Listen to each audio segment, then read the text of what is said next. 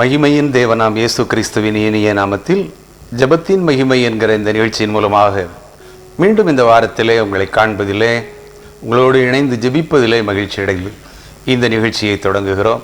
எங்களோடு இணைந்திருங்கள், செய்தியை கேளுங்கள், ஜெபியுங்கள். இறையாசீர் உங்கள் இல்லத்தில் அபரிமிதமாய் கிடைக்கும் என்று கிறிஸ்துவுக்குள் உங்களை வாழ்த்துகிறோம். கடந்த 22ஆம் தேதி 22/4/22 உலக பூமி தினமாக கொண்டாடப்பட்டது. 1970ஆம் ஆண்டிலிருந்து இந்த பூமி தினத்தை கொண்டாடி வருகிறார்கள். உலகத்தில் 175 நாடுகள் இந்த பூமி தினத்தை அனுசரிப்பதாக, கடைபிடிப்பதாக, கொண்டாடுவதாக செய்திகள் சொல்லுகின்றன. 175 நாடுகள் இந்த நாளை கொண்டாடுகின்றார்கள். ஏன் இந்த நாளை கொண்டாட வேண்டும், எதற்காக அனுசரிக்க வேண்டும் அப்படின்னா, பூமி என்பது ஆண்டவர் படைத்த ஒரு அருமையான ஒரு பிளானட். இதில் இந்த பூமியில் தான் மனிதர்கள் வாழ்வதற்கும் மற்ற உயிரினங்கள் வாழ்வதற்கும் உள்ள அனைத்து சூழ்நிலைகளும் இங்கே இருக்கிறது.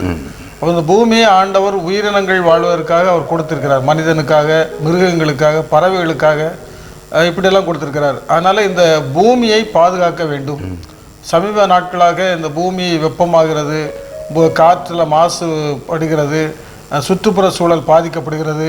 இப்படியெல்லாம் பல குறைபாடுகள் இந்த பூமியை மனிதர்கள் பாழ்படுத்தி கொண்டிருக்கிறார்கள் என்று சொல்லி, அது மனிதர்கள் இந்த பூமியை குறித்த ஒரு விழிப்புணர்வு மனிதர்களுக்கு வேண்டும் என்பதற்காக இந்த பூமி தினத்தை சர்வதேச அகில உலக பூமி தினம் என்று அதை கடைபிடிக்கின்றார்கள். அதில் பூமி இதில் முக்கியமான விழிப்புணர்வு என்னென்னா, மரங்கள் வளர்த்தல், மரங்கள் வளர்க்க வேண்டும் என்பதற்கு, நீர்நிலைகளை பாதுகாக்க வேண்டும். 2வது, 3வது நம்முடைய சுற்றுப்புற சூழல்களை நாம் பராமரிக்க வேண்டும். இந்த 3ம் மிக முக்கியமான நோக்கங்களாக இதில் முன்னிலைப்படுத்தப்படுகிறது. ஆகவே இந்த நோக்கங்களை நாம் கடைபிடிக்கின்ற பொழுது இந்த பூமியை நாம் பாதுகாப்பதற்கு உதவுகிறோம். அடுத்தல பூமி வெப்பம் மயமாதல், அதிலிருந்து நாம் அதை தடுப்பதற்கு இந்த பிளாஸ்டிக் போன்ற பல பொருட்களை இந்த பூமியில் நிரப்பி தண்ணீரை மாசுபடுத்துகிறோம். அதனால் நிறைய பாதிப்புகள் ஏற்படுகின்றதாகவும் விஞ்ஞானிகள் சொல்லுகின்றார்கள். ஆகவே இந்த நாட்களில் நாம் இந்த பூமியை குறித்த ஒரு விழிப்புணர்வோடு கூட நாம் இந்த நாட்களிலே நாம் வாழ்வோம். ஆண்டவர் கொடுத்த இந்த பூமியிலே, அவர் வாழ்வதற்கு தந்த இந்த பூமியை நாம் பாதுகாப்போம். ஆதி மனிதனிலிருந்து பூமியினுடைய மேன்மையை நாம் அறிந்து கொண்டே இருக்கிறோம். பூமி ஆனது ஒழுங்கின்மையும் வெறுமையுமாய் தான் இருந்தது. ஆனால் ஆண்டவர் அதை நேர்த்தியாக இந்த நாளிலே மனிதன் குடியிருப்பதற்கு ஏற்றபடி, எத்தனையோ கிரகங்கள் இருந்தாலும், கோள்கள் இருந்தாலும், சூரிய குடும்பத்திலே இந்த பூமி ஒரு சிறப்பிடம் பெறுகிறதை நாம் அறிந்திருக்கிறோம். பூமியில் மனிதனோ அல்லது பறவைகளோ மிருகங்களோ வாழ்வதற்கு ஏற்ற எல்லா வசதிகளையும் தேவன் அருமையாக படைத்திருக்கிறார். அது மட்டுமா, அந்த பூமியில் பலனை இன்றைக்கு நாம் சாப்பிட்டு கொண்டிருக்கிறோம். உழைப்பின் அந்த பூமியிலிருந்து விளையக்கூடிய தானியங்களை தான் நம்ம சாப்பிட்றோம். அந்த அளவிற்கு ஆண்டவர் நமக்கு பூமியை செழிப்பான ஒரு பூமியாக தந்திருக்கிறார். அந்த பூமியை நம்ம ஆண்டு கொள்ளுங்கள் என்று எல்லாத்துக்கும் மேலாக அந்த பூமியில் இருக்கிற நன்மைகள் இன்றைக்கு நாம் தலைமுறையாக அது எவ்வளோ கொடுத்து கொண்டிருக்கிற நன்மைகள் குறைவே இல்லை. எத்தனை தலைமுறைகளாக இந்த பூமியை நம்ம பொறுமைக்கு இந்த பூமியை குறித்து சொல்லுவாங்க. நம்ம பொறுமை, இந்த பூமியை போல நாம் பொறுத்தார் பூமி ஆழ்வார் என்று சொல்லுவார். சாந்த குணம் உள்ளவர்கள் பூமியை சுதந்திரித்து கொள்வார்கள். அப்படியெல்லாம் அந்த பூமியில் நம்ம ஆசீர்வாதமாக இருக்கணும்னா, இந்த பூமியில் நம்ம பொறுமையோட சாந்த குணம் உள்ளவராய் ஆண்டவரை முன்னிறுத்தி, நம்ம கடந்த வாரத்தில் நம்ம பார்த்தோம், ஆண்டவர் நமக்கு மாதிரியை வைத்து போயிருக்கிறார். அந்த தாழ்மையை குறித்து நம்ம பார்த்தோம். அந்த மாதிரி ஒரு தாழ்மை சிந்தை இந்த பூமியிடமிருந்து தான் நம்ம கற்றுக்கொள்ள வேண்டும். அகழ்வாரை தாங்கும் நிலம் போல அப்படின்னு சொல்லி வள்ளுவர் சொல்லுவார். அதை தன்னை தோன்றவனுக்கு கூட எந்த சேதமும் இல்லாமல் தோண்டுகிறவர்களுக்கு நீரை கொடுத்து அவர்களை போஷிக்கிற ஒரு பூமி தான் நாம் வாழ்கின்ற இந்த பூமி. அப்படிப்பட்ட இந்த பூமியில் அதை சுத்தமாக சுகாதாரமாக வைத்திருந்தால் நம்முடைய வாழ்க்கை மட்டுமல்ல, நம்முடைய தலைமுறை, நம்முடைய சந்ததியாக நாம் பெற்று அனுபவிக்க முடியும். அதனால் பிளாஸ்டிக் இன்றைக்கு பூமியை நிரப்பி கொண்டிருக்கிறது. அது மட்டும் இல்லை, நம்ம நிறைய தொழிற்சாலைகளுடைய கழிவு இந்த பூமியில் ஓடிக்கொண்டே இருக்கிறது. அது பூமிக்குள்ளே போய் பூமிக்குள்ளே இருக்கிற நீர் வளத்தை அது மாசுபடுத்தி கொண்டிருக்கிறது. அதனால் இந்த பூமி தினத்தில் நாம் நினைத்து பூமியை நம்ம கௌரவமாக நடத்தும் போது, அந்த பூமியை போல பொறுமையை நாம் பின்பற்றும் போது நம்மை கர்த்தர் ஆசீர்வதிக்க நல்லவராக இருக்கிறார். ஆகவே இந்த தினத்தில் நாம் பூமியை பாதுகாப்போம் என்கிற உறுதிமொழியோடு ஒரு ஆண்டவரிடத்திலே தந்த பூமிக்காக நன்றி சொல்லி நாம் ஜெபிப்போம். எங்களை நேசிக்க நல்ல ஆண்டவரே, இந்த மகிமையான வேலைக்கு அவனுக்கு நன்றி செலுத்துகிறோம்.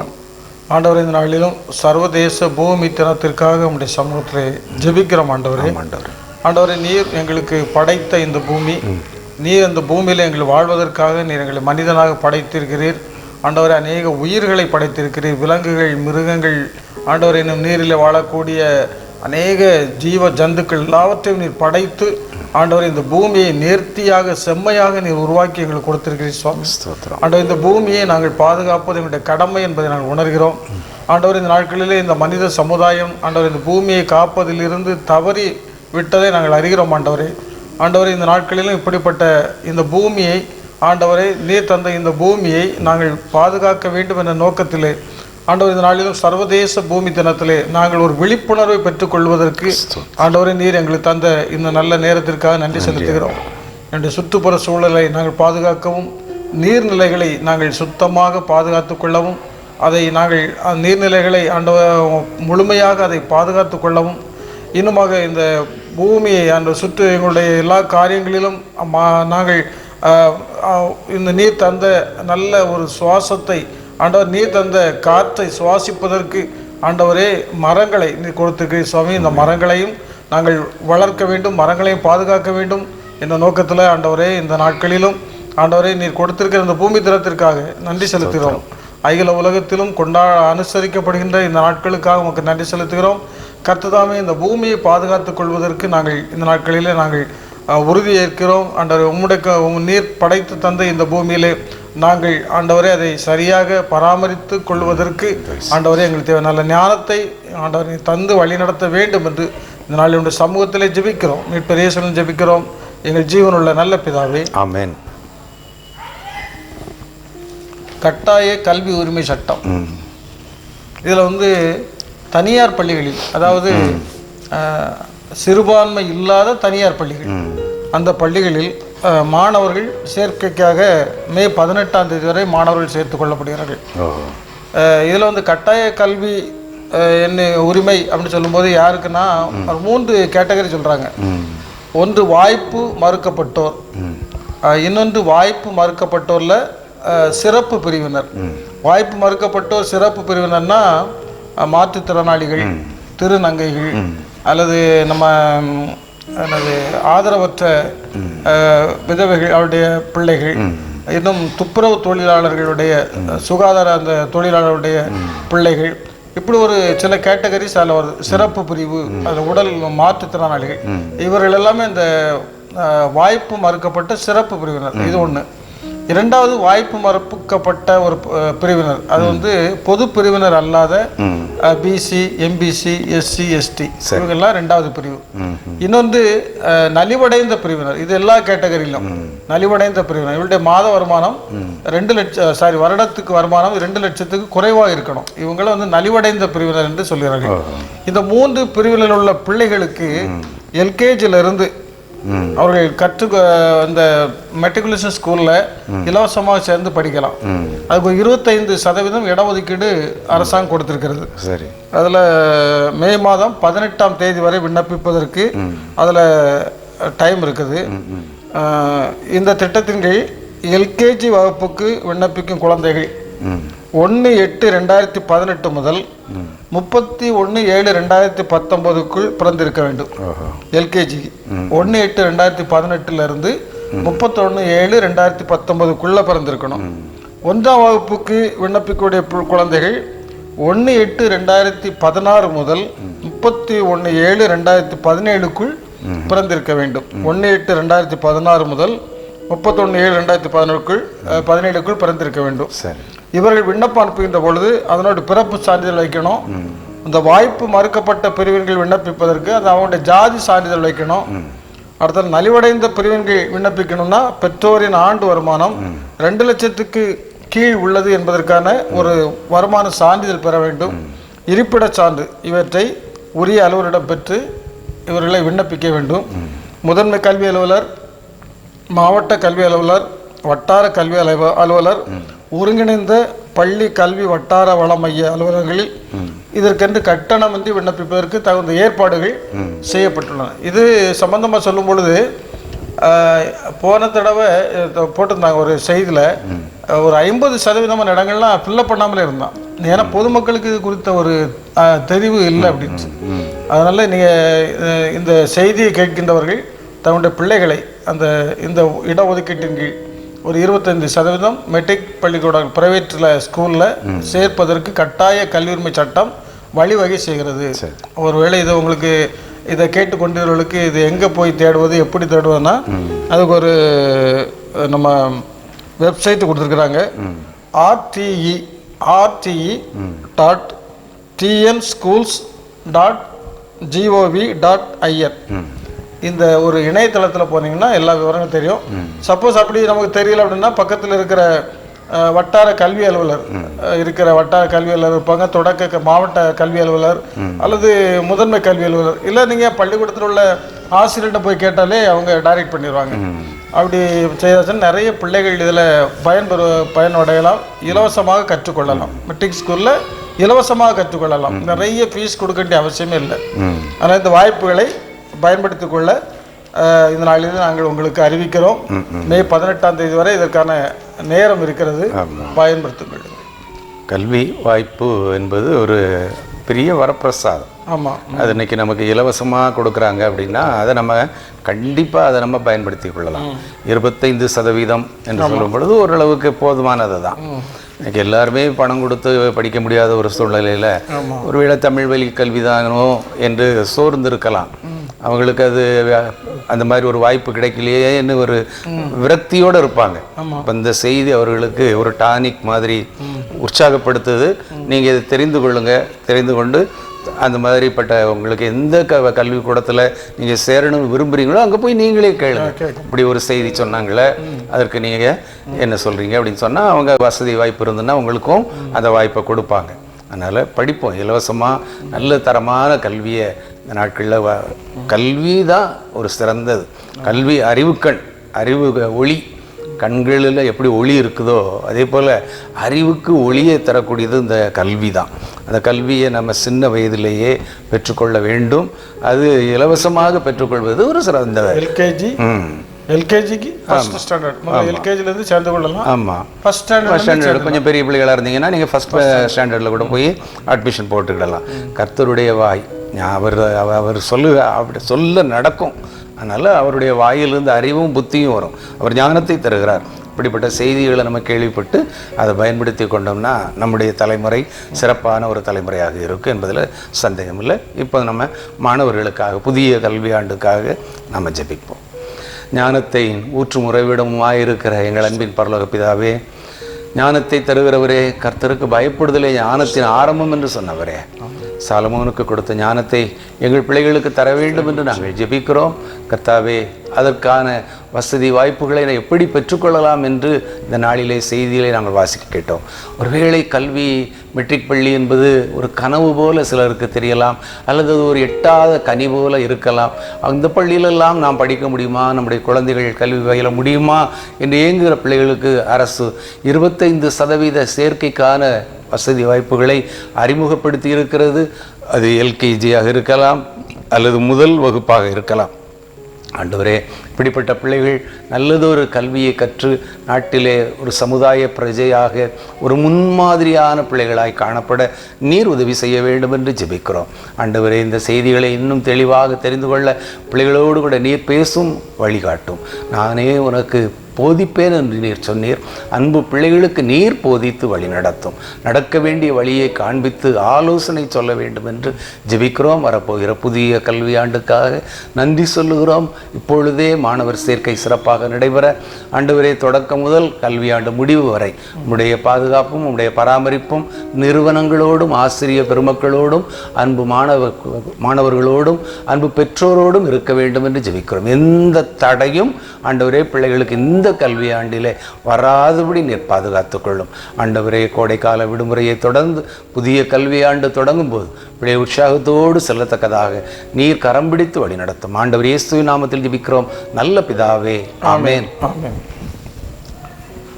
இந்த ஒரு அரசு ஊழியருடைய ஒரு வழக்கு, அதில் உச்சநீதிமன்றத்தினுடைய தீர்ப்பு ஒரு நல்ல ஒரு தீர்ப்பு. அப்படின்னா தமிழ்நாட்டில் உள்ள ஒரு அஞ்சல் அலுவலகம், அந்த அஞ்சல் அலுவலகம் தமிழ்நாட்டில் உள்ள அஞ்சல் அலுவலகம் தான். அதில் பணிபுரிந்த ஒரு தபால் துறை ஊழியர் ஏறத்தாழ 16.59 லட்சம் 16,59,000 அதற்கு ஊழல் செய்திருக்கிறார், கையாடல் பண்ணியிருக்கிறார். 16,59,000 அளவுக்கு கையாடல் பண்ணியிருக்கிறார். அதனால அதை கண்டுபிடித்துக்கிறாங்க. கண்டுபிடித்த உடனே அவரை சஸ்பெண்ட் பண்ணிடுறாங்க, பணி நீக்கம் செய்து அந்த அஞ்சல் துறை ஒழுங்குமுறை ஆணையம் அவங்களுடைய டிபார்ட்மெண்ட்ல இருக்கக்கூடிய அந்த ஒழுங்குமுறை ஆணையம் அதை உத்தரவிட்டு சஸ்பெண்ட் பண்ணிட்டாங்க. உடனே அந்த ஊழியர் என்ன பண்ணிட்டாரு, அந்த அரசு உத்தரவை இவனுடைய அந்த ஆணையத்தின் உத்தரவை எதிர்த்து உயர்நீதிமன்றம் போறார். அங்க இந்த உத்தரவை எதிர்த்து மத்திய நிர்வாக தீர்ப்பாயம், அவங்களுக்கு என்ன தீர்ப்பாயம் அப்பீல், அதுல போய் அந்த ஊழியர் வழக்கு தொடுக்கிறார். வழக்கு தொடுத்ததை விசாரித்த தீர்ப்பாயம் என்ன செய்யறாங்க, அவருக்கு மீண்டும் பணி வழங்க உத்தரவிட்டது. இல்ல அவங்க பணியை கொடுத்துடலாம்னு சொல்லி உத்தரவிட்டிருக்கு. உடனே அதை எதிர்த்து இந்த அஞ்சல் துறை சென்னை உயர்நீதிமன்றத்தில் முறையீடு செய்யறாங்க. இது தவறான காரியம், அவருக்கு பணியிடம் கொடுக்க கூடாதுன்னு சொல்லி சென்னை உயர்நீதிமன்றத்தில் அவருக்கு முறையீடு பண்றாங்க. அந்த உயர்நீதிமன்றம் சொல்றதுன்னா சம்பந்தப்பட்ட அந்த அரசு ஊழியருக்கு பணி வழங்கலாம் அப்படின்னு சொல்லி உத்தரவிட்டு விட்டது. உடனே இந்த அஞ்சல் துறை மீண்டும் அதை எதிர்த்து உச்சநீதிமன்றம் போகிறார்கள். அந்த உச்சநீதிமன்ற தீர்ப்பு தான் ஒரு நல்ல தீர்ப்பு. என்ன செய்திருக்கிறாங்கன்னா, உச்சநீதிமன்ற தீர்ப்புல இவங்க இந்த அஞ்சல் துறையில ஊழல் பண்ணார்ல 16,59,000 அவர் அதை கட்டிட்டார். அதை கட்டிட்டாரு. அதுக்குள்ள வட்டி தொகையும் அவர் கட்டிட்டார். 1,42,000 ரூபா வட்டி தொகையும் அவர் செலுத்தி விட்டார். இப்போ இந்த நிலையில அந்த நீதிமன்றம் என்ன சொல்லுதுன்னா, அஞ்சலகத்தில் பணிபுரியும் குற்றமிழைத்த அந்த அதிகாரி மோசடி செய்தது கண்டுபிடிக்கப்பட்ட பிறகுதான் அந்த தொகையை செலுத்தியிருக்கிறார். அதனால மட்டுமே அந்த ஊழியர் மீது எந்த காரணையும் காட்ட முடியாது. ஏன்னா அவர் செய்தது தவறு. அஞ்சல் துறையில் நம்பிக்கை தரும் பதவியில் இருந்து கொண்டு அவர் செய்த மோசடியான இந்த செயலை ஏற்றுக்கொள்ளவே முடியாது. அவருடைய பணத்தை திருப்பி செலுத்தியதால் அஞ்சல் துறைக்கு எந்தவித நஷ்டமும் ஏற்படவில்லை என்று கூறினாலும் அவர் செய்த குற்றத்தை சாதாரணமாக எடுத்துக்கொள்ளவே முடியாது. எனவே இது போன்ற ஊழியருக்கு கருணை காட்டவும் முடியாது. அதனால அந்த ஊழியர் மீதான அந்த கட்டாய ஓய்வு தண்டனை செல்லும் அப்படின்னு சொல்லி தீர்ப்பளித்து அந்த ஏற்கனவே சென்னை உயர்நீதிமன்ற தீர்ப்பு, மத்திய நிர்வாக தீர்ப்பாயத்தினுடைய தீர்ப்பு எல்லாம் தள்ளுபடி பண்ணி ஏற்கனவே முதல்ல ஒரு தீர்ப்பு கொடுத்தாங்கல்ல பணி நீக்கம் செய்யணும்னு, அந்த தீர்ப்பு தான் சரின்னு சொல்லி இந்த உச்ச நீதிமன்றம் தீர்ப்பளித்திருக்கிறது. இது ஒரு இந்த நீதிமன்ற வழக்கு. இந்த நீதிமன்றம் ஒரு ரெண்டு நீதிமன்றம் அவர் பணியில சேரலாம்னு சொல்லி சொன்னாலும் இந்த உச்ச நீதிமன்றம் கொடுத்த ஒரு தீர்ப்பு, சுப்ரீம் கோர்ட் கொடுத்த தீர்ப்பு ஒரு அருமையான தீர்ப்பு. என்னதான் அவர் கையாடல் செய்த பணத்தை திருப்பி செலுத்தினாலும் அவர் செய்த குற்றம் மன்னிக்க முடியாத குற்றம். அவர் கண்டுபிடித்த கெட்டிருக்க மாட்டாரு. அதனால அவர் செய்த குற்றத்தை மன்னிக்க முடியாதுன்னு சொல்லி அவரை பணி நீக்கம் சஸ்பெண்ட் பண்ணி ஆர்டர் போட்டாங்க உச்ச நீதிமன்றம். இது ஒரு நமக்கு ஒரு என்னதான் இருந்தாலும் நம்முடைய ஒரு பணியில நேர்மையாக வாழ்ந்தால் கடைசி வரை நிம்மதியாக இருக்கலாம். இப்படி தவறு இழைக்கும் பொழுது ஒரு 16 லட்சம் சுருட்டிட்டா நம்ம நிம்மதியா இருக்கலாம், ஆடம்பரமா இருக்கலாம், வசதியா இருக்கலாம் நினைச்சிருப்பாரு. ஆனா இப்போ அவருடைய வாழ்க்கையினுடைய நிலை எவ்வளவு, கோர்ட்டுக்கு எவ்வளவு செலவழிச்சிருப்பாரு, நீதிமன்றங்களுக்கு எத்தனையோ ரூபாய் செலவழித்தாதான் நீதிமன்றத்துக்கு போக முடியும். அதனால அவர் நிறைய செலவழித்திருக்க முடியும், வழக்குக்காக ஏகப்பட்ட ரூபாய் செலவழிச்சிருப்பாரு. இவை எல்லாத்தையும் இழந்து நிற்கக்கூடிய நிலைக்கு அவர் நிற்கிறார். இது ஒருவேளை அஞ்சல் துறையில் மட்டும் இல்லை, எல்லா துறையிலுமே இப்படிப்பட்ட கையாடல் இருக்கு. எல்லா துறையிலும் உண்டு, எல்லா துறையிலும் இருக்கிறாங்க. ஆனால் இதை நினைச்சு நம்ம முன்மாதிரியாக நினைத்து இவருக்கு வந்த தண்டனை நமக்கு கிடைக்கக்கூடாது. ஏன்னா சஸ்பெண்ட் என்பதோ அல்லது பணியிடை நீக்கமாக இருந்தாலும் சரி, அல்லது ஒரு வேளை அந்த ஏதாவது ஒரு பனிஷ்மெண்ட்டு கொடுத்தாச்சுன்னா அது ஒரு கருப்பு புள்ளியாகத்தானே இருக்கும். அவர் எந்த இடத்துல போனாலும் அவர் ஒரு குற்ற உணர்வோடு தான் பார்ப்பாங்க. அதனால் எந்த ஒரு சூழ்நிலையிலையும் பண ஆசை எல்லா தீமைக்கும் வேறாக இருக்கிறது. யாருக்கு தெரிய போகுதுன்னு நினச்சிட்டு நம்ம செய்கிறோம். 16 லட்சம்னா அவர் உடனே ஒரே நாளில் ஒரு சுருட்டலை கொஞ்சம் கொஞ்சமாக தான் பண்ணியிருப்பார். அப்போது அந்த மாதிரி ஒரு சூழ்நிலை வரும்போது நம்ம இது படிக்கிற நாமும் கேட்கிற நாமும் இந்த மாதிரி ஒரு பண ஆசை என்னுடைய வாழ்க்கையில் வரக்கூடாது என்கிற நினைப்போடு நம்ம செய்தோம்னா என்ன பார்த்தீங்கன்னா கேஆசி அந்த பண ஆசை உடையவனாக தான் இருந்தான். கடைசியில் நாகமானிடம் இருந்து பரிபூர்ண அந்த குஷ்டத்தை அவன் அனுபவிக்க வேண்டிய ஒரு சூழ்நிலை வந்துச்சு. யூதாஸ் பண ஆசை, அந்த பணத்தை அனுபவிக்க முடிஞ்சுதா? தூக்கு போட்டு செத்து போனான்னு தான் நம்ம பார்க்குறோம். இந்த மாதிரி பண ஆசை இல்லாதபடி நம்ம பொறுமையோடு நடப்போம். அந்த பணம் என்பது நம்ம பாதாளத்துக்கு கொண்டு போகக்கூடிய வழி. அதை நம்ம ஒரு அடிமையாகத்தான் வச்சுருக்கோம், அதை எஜமான ஆக்கக்கூடாது, அதுக்கு முதலிடம் கொடுக்கக்கூடாது. அந்த ஒரு சூழ்நிலை வரும்போது நிறைய பேர் கொலை செய்கிறாங்க, களவு செய்கிறாங்க. அதெல்லாம் பார்த்தீங்கன்னா நாங்கள் உல்லாசமாக இருக்கணும், சுகபோகமாக இருக்கணும், நல்லா அனுபவிக்கணும்னு நினச்சி தான் இந்த மாதிரி காரியத்தெல்லாம் செய்தோம். பணம் எங்களுக்கு தேவைப்பட்டது, அதனால் நாங்கள் இந்த மாதிரி காரியத்தை செய்துட்டோம் என்று சொல்கிறாங்க. அந்த மாதிரி பணத்துக்காக நம்ம ஆசைப்பட்டு அவதிப்படாதபடி எந்த ஒரு வேளை அந்த நாளில் காப்பாற்றிட்டாங்க, தீர்ப்பாயம் காப்பாற்றிட்டது, உயர் நீதிமன்றம் காப்பாற்றிச்சு. ஆனால் பல ஆண்டுகளுக்கு பிறகும் அந்த உச்ச நீதிமன்றம் சரியான தீர்ப்பு வழங்கினது போல் ஆண்டவர் இருக்கிறார். அவர் தண்டிக்கிற ஆண்டவர். அவர் ஒரு வேளை நமக்கு விட்டுட்டே இருக்க மாட்டார். என்றைக்காவது ஒரு நாள் இவன் திருந்த மாட்டானா என்று சொல்லி பார்க்கிறார். அந்த இளையகுமாரனை பார்த்தீங்கன்னா துன்மார்க்கமாக வாழ்ந்தான், ஒரு நேரம் வந்துச்சு, அப்போ உணர்ந்தான். தகப்பனாரிடம் திரும்பி வந்தான், அப்பா என்னை கூலிக்காரர்கள் ஒருவனாக வைத்துக்கொள்ளணும் அப்படின்னு சொல்லி கெஞ்சினான். அதே போல் அந்த மாதிரி ஒரு மனம் திரும்பின வாழ்க்கை இந்த நாட்களில் நமக்கு தெரியும். ஒருவேளை நம்ம வீட்டில் சொல்லாமல் இருக்கலாம், கணவருக்கோ மனைவிக்கோ தெரியாமல் நம்ம அந்த காரியத்தை செய்து கொண்டே இருக்கலாம். அதனால் இந்த செய்தியை கேட்கிற நம்முடைய வாழ்க்கையில் இந்த பழக்கம், ஒருவேளை கையாடல் என்கிற பழக்கம் இருக்குமானால் அதை இந்த நாளிலேயே நாம் மாற்றிக்கொள்வோம். ஆண்டவர் அன்றைக்கு எருசலேமை பார்த்து சொன்னார்ல, இந்த நாளிலாயிலும் அந்த டேஷ் அப்படி நம்ம நினச்சி அதை உடனே மனம் திரும்புதலுக்கு ஏற்ற ஒரு அனுபவமாக பெற்றுக்கொள்ள வேண்டும் என்பதற்காகத்தான் ஜெபத்தின் மகிமை என்கிற நிகழ்ச்சியை நாங்கள் நடத்திக்கிட்டு இருக்கிறோம். அந்த ஜெபத்து மூலமாக எத்தனையோ பேர் தன்னுடைய வாழ்க்கையை சீரமைத்து கொண்டவர்கள் இருக்கிறாங்க. ஆனால் தப்பான பாதையில் போகும்போது இப்படிப்பட்ட செய்திகளை எல்லாம் கேட்டு ஒருவேளை இன்றைக்கி நம்ம பூமியை பற்றி சொன்னோம், அந்த பூமியை நம்ம எப்படி பாதுகாக்கணும்னு தெரிஞ்சு கொண்டோம். இந்த மாதிரி ஒரு காரியங்களெல்லாம் நம்ம தெரிந்து இலவச கல்வியை பற்றி தெரிந்து கொண்டோம். கல்வி வாய்ப்பு மறுக்கப்படுகிற இடங்களில் நம்ம எப்படி உரிமைக்காக போராடணும் அப்படின்னு தெரிந்து கொண்டோம். நல்ல பல காரியங்களை நம்ம ஜெபத்தின் மகிமை என்கிற நிகழ்ச்சியில் பெற்று அநேக குடும்பங்கள் அதற்கு சாட்சியாக இருக்குது. இந்த நாளில் நாமும் கூட இந்த பண ஆசையை வெறுத்துட்டு கர்த்தருக்கு பிரியமான பிள்ளைகளாக வாழ ஆண்டவர் நமக்கு உதவி செய்வாராக. ஜெபிப்போம். பண ஆசை எல்லா தீமைக்கும் வேறாக இருக்கிறது என்று உங்களுடைய வேத வார்த்தையின்படி ஆண்டவரே, இந்த நாட்களிலும் அநேக மக்கள் பணத்தின் மீதான ஆசையினால் ஆண்டவரே அநேகர் தவறுகளை இழைக்கின்ற சூழ்நிலை, குற்றங்களை இழைக்கின்ற சூழ்நிலைக்கு உள்ளாகிறார்கள். ஆண்டவர் இந்த நாட்களிலும் உங்களுடைய சமூகத்தில் நாங்கள் ஜெபிக்கிறோம். ஆண்டவரே, இந்த உச்ச நீதிமன்ற தீர்ப்பை நாங்கள் வாசித்தோம். ஆண்டவரே, அந்த தீர்ப்பிலே சொல்லப்பட்ட அந்த வார்த்தையின்படி என்னதான் அவர் தன்னுடைய பணத்தை திரும்பி செலுத்தினாலும் அவருடைய குற்றத்தை மன்னிக்க முடியாது என்று நீதிமன்றம் தீர்ப்பளித்திருக்கிறது. அதுபோல் ஆண்டவர் இந்த நாட்களிலும் ஆண்டவரை மன்னிக்க முடியாத குற்றங்களை, ஆண்டவரை தவறுகளை நாங்கள் இழைத்து கொண்டே இருப்போமே. ஆனாலும் ஆண்டவர் இந்த நாளிலாவது மனம் திரும்பி உங்களுடைய சமூகத்தில் நாங்கள் ஒரு நல்ல ஒரு ஆசீர்வாதத்தை பெற்றுக்கொள்ள இந்த நாளை பயன்படுத்த வேண்டும் என்று சமூகத்தில் ஜெபிக்கிறோம். ஆண்டவர் அரசாங்க அலுவலகங்களில் பணிபுரிகின்றவர்கள், ஆண்டவர் பல்வேறு துறைகளிலே பணிபுரிகின்ற மக்களுக்காக ஜெபிக்கிறோம். ஆண்டவரே, எந்த சூழ்நிலையிலும் ஆண்டவரை பணத்தின் மீதான ஆசைக்கு அடிமையாகாதபடி ஆண்டவரே நீர் அவளை பாதுகாத்துக் கொள்ள வேண்டும் என்று ஜெபிக்கிறோம். போதும் என்கிற மனதுடனே கூடிய தெய்வ பக்தியை மிகுந்த ஆதாயம் என்ற வேத வார்த்தையின்படி ஆண்டவரே நாங்களுக்கு இருப்பது போதும், ஆண்டவரே நீர் கடவுள் தந்த ஆசீர்வாதம் போதும், தேவன் தந்திருக்கிற இந்த கொஞ்சம் வருமானம் எங்களுக்கு போதும் என்று சொல்லி திருப்திப்பட்டு வாழ்வதற்கு ஆண்டவர் நல்ல ஒரு மன நிறைவை உங்களுடைய பிள்ளைகளுக்கு கொடுக்க வேண்டும் என்று ஜெபிக்கிறோம். கர்த்தர் ஆசீர்வதிப்பீராக. எந்த சூழ்நிலையிலும் ஆண்டவர் பணத்திற்கு அடிமையாகி ஆண்டவரே நாங்கள் அதனால் எங்களுடைய வாழ்க்கையை பாழ்படுத்தி விடாதபடி கர்த்தர் எங்களை உங்களுடைய பிள்ளைகளை பாதுகாத்துக் கொள்ள வேண்டும் என்று ஜெபிக்கிறோம்.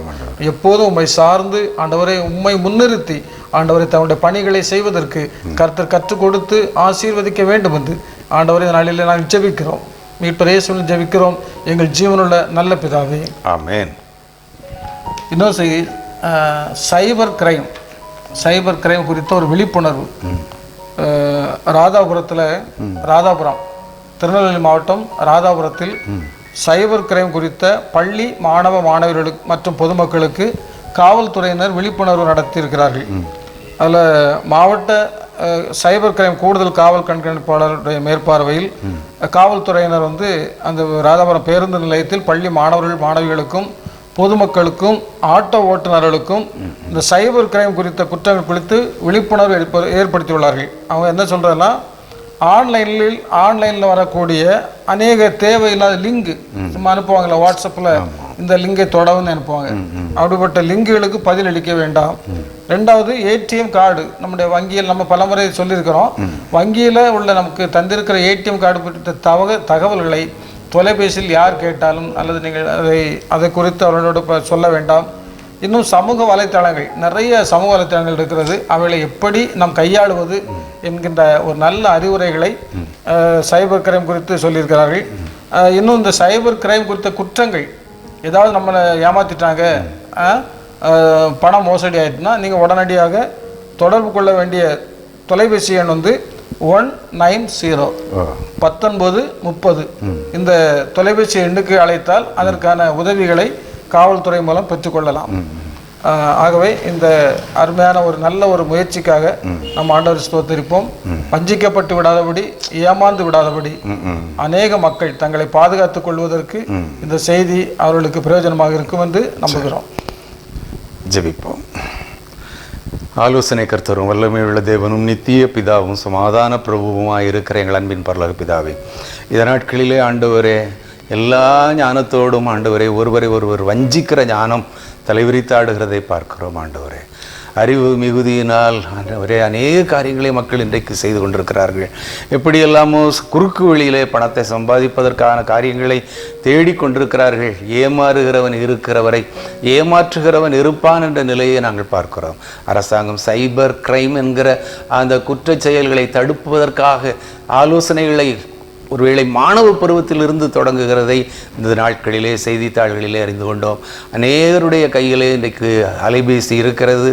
அதிலே ஆண்டவரே வருகிற சில செய்திகளை கேட்டு தங்களுடைய வீட்டிலே அல்லது தங்களுடைய வங்கி கணக்கிலே இருக்கிற சில காரியங்களை சொல்லக்கூடாது என்று சொல்லப்பட்டிருக்கிற காரியங்களை பகிர்ந்து கொள்ளுகிறதை நாங்கள் கேள்விப்பட்டிருக்கிறோம். அதனால் பணத்தை இழந்து தவிக்கிறவர்களையும் நாங்கள் பார்த்திருக்கிறோம். அப்படிப்பட்ட ஒரு நிலை வராதபடி இந்த மாணவ பருவத்தில் ஆண்டவரே தமிழக காவல்துறை கற்றுக் கொடுக்கிற இந்த நல்ல காரியங்களுக்காக நன்றி சொல்லுகிறோம். ஆட்டோ ஓட்டுநர்களுக்காக கொடுக்கப்படுகிற ஆலோசனைகளுக்காக நன்றி சொல்லுகிறோம். ஆண்டவரே, நீர் ஆலோசனை கர்த்தர், உம்முடைய ஆலோசனைக்கும் உம்முடைய பாதுகாப்புக்கும் உம்முடைய பராமரிப்புக்கும் எங்களை ஒப்புக் கொடுக்கிறோம். பெரிய காரியங்களை செய்யும் இயேசுவின் நாமத்தில் ஜெபிக்கிறோம் நல்ல பிதாவே, ஆமென். கிறிஸ்துவுக்குள் மிகவும் பிரியமானவர்களே, இந்த ஜெபத்தின் மகிமை இந்த நிகழ்ச்சியிலே நாம் கேட்ட செய்திகளுக்காக நம் ஆண்டவரை ஸ்தோத்தரிப்போம். நாம் ஒன்றாக இணைந்து ஜெபித்தோம். இதில் சொல்லப்பட்ட செய்திகளை நீங்கள் அறிந்திருப்பீர்கள், வாசித்திருப்பீர்கள். என்றாலும் மீண்டும் உங்களை நினைவுபடுத்தி அதற்காக நாம் ஜெபித்திருக்கிறோம். நீங்களும் எங்களுடைய ஜெபத்தில் பங்கு கொண்டீர்கள். கர்த்தர் உங்களையும் உங்கள் குடும்பத்தையும் ஆசீர்வதிப்பாராக. தொடர்ந்து அடுத்த வாரம் இதே நிகழ்ச்சியில் நாம் ஒருவரை சந்திக்கும் வரை ஆண்டவருடைய பலத்த பாதுகாப்பு உங்களோடு கூட தங்கியிருப்பதாக என்று வாழ்த்து விடைபெறுகிறோம். நன்றி, வணக்கம்.